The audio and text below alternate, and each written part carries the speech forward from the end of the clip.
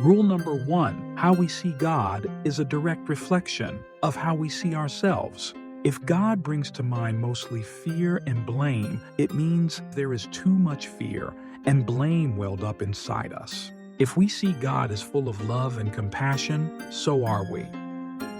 Rule number 2, the path to the truth is a labor of the heart, not of the head.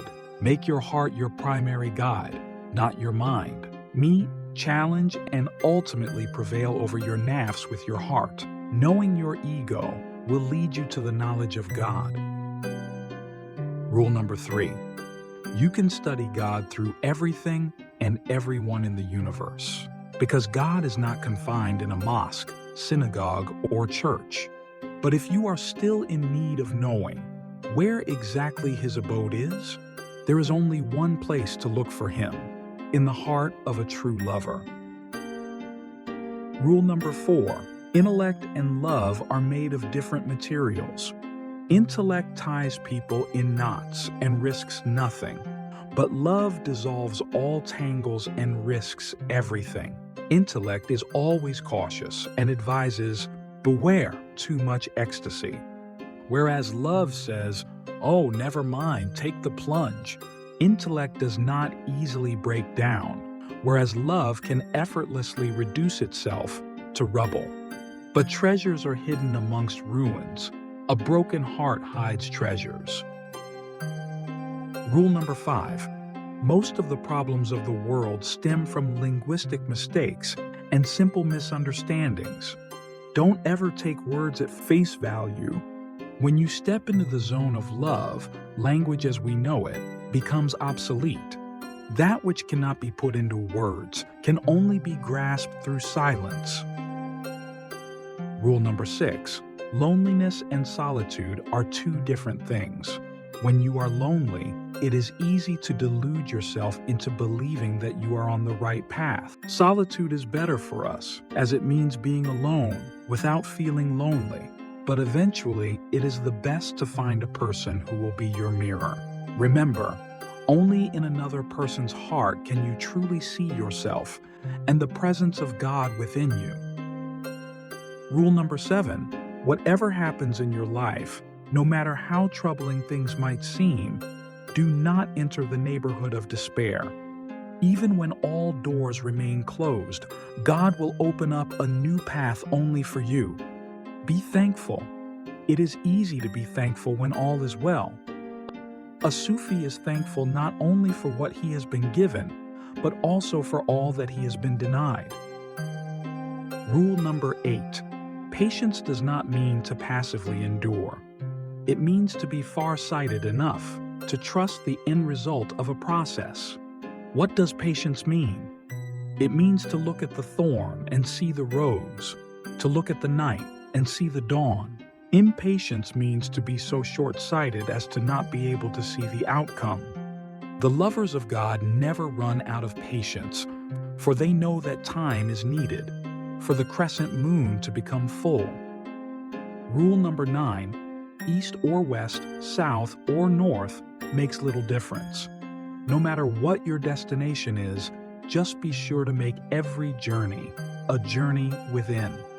If you travel within, you'll travel the whole wide world and beyond. Rule number 10.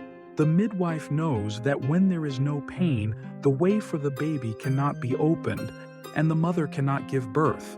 Likewise, for a new self to be born, hardship is necessary. Just as clay needs to go through intense heat to become strong, love can only be perfected in pain. Rule number 11. The quest for love changes you. There is no seeker among those who search for love who has not matured on the way. The moment you start looking for love, you start to change within and without. Rule number 12. There are more fake gurus and false teachers in this world than the number of stars in the visible universe. Don't confuse power-driven, self-centered people with true mentors.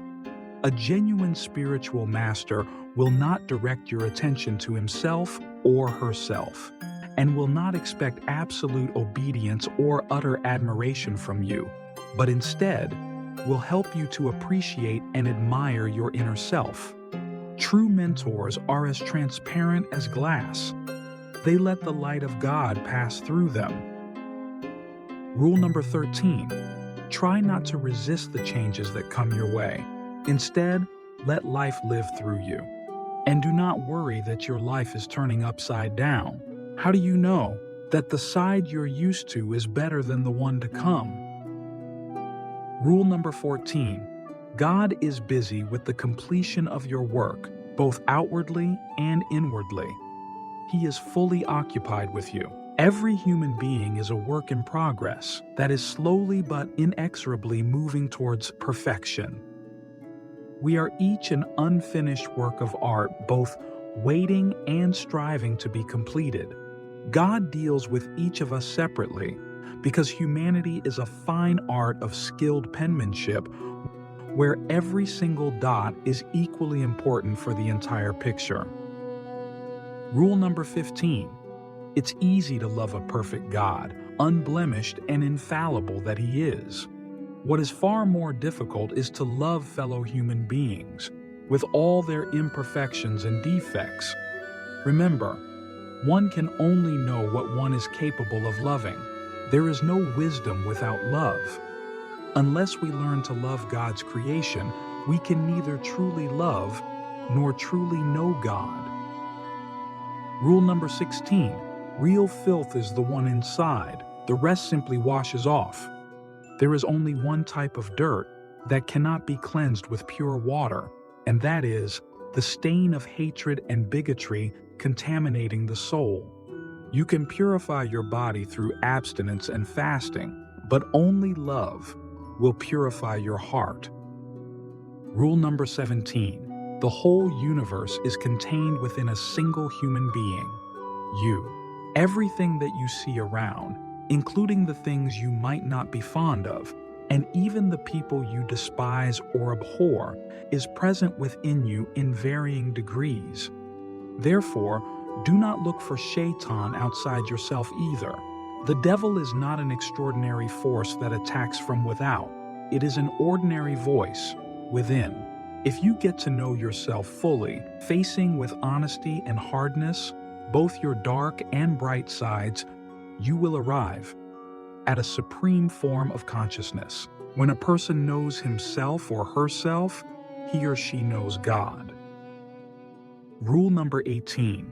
If you want to change the way others treat you, you should first change the way you treat yourself.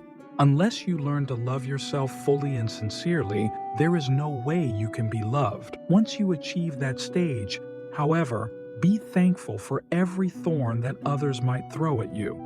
It is a sign that you will soon be showered in roses. Rule number 19. Fret not where the road will take you. Instead, concentrate on the first step. That's the hardest part, and that's what you are responsible for. Once you take that step, let everything do what it naturally does, and the rest will follow. Do not go with the flow, be the flow. Rule number 20.